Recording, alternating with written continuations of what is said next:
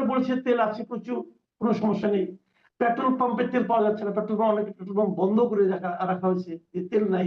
বড়, বড় নোটিশ দেওয়া হয়েছে। আবার বেশি টাকা দিলে তেল পাওয়া যাচ্ছে। এই হলো আমাদের দেশের অবস্থা। তো যুদ্ধের এই প্রভাব কি আপনাদের ওখানে পড়েছে? আপনারা কি দেখছেন? জি, আমি প্রথমেই আপনার আমার যারা দর্শক শ্রোতা তাদের ঈদের শুভেচ্ছা জানাচ্ছি।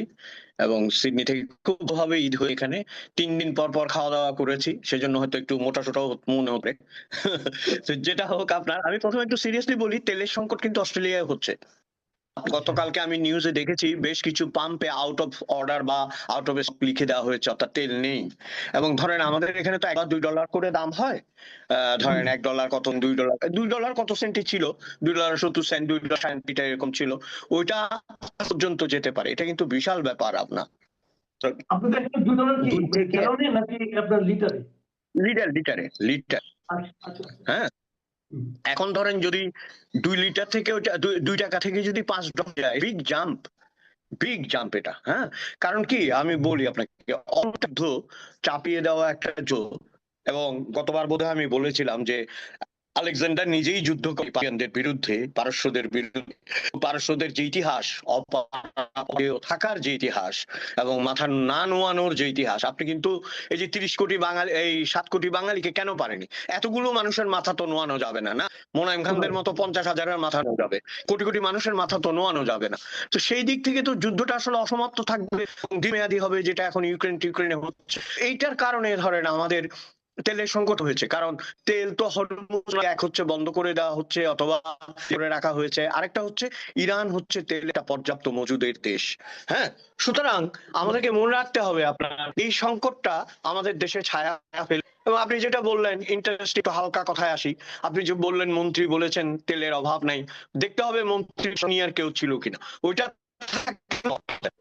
হবে যে তেলের অভাব নাই। আমি আজকে তেল বেরিয়ে যাবে। আর যদি রিয়াল এর কথায় আসেন, রিয়াল জি। এর কথায় যদি আসেন, তো তেলই যদি থাকে আপনি বাবার কাছ থেকে নিছেন কেন?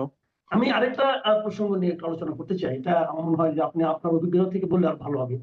সেটা হলো যে আমাদের এখানে আমাদের শিক্ষামন্ত্রী, মানে আমাদের এই নতুন সরকার দায়িত্ব নেওয়ার পর যে কয়েকজন মন্ত্রী খুব তড়িৎ কিছু কথাবার্তা বলে আলোচনায় এসেছেন, তাদের মধ্যে শিক্ষামন্ত্রী একজন।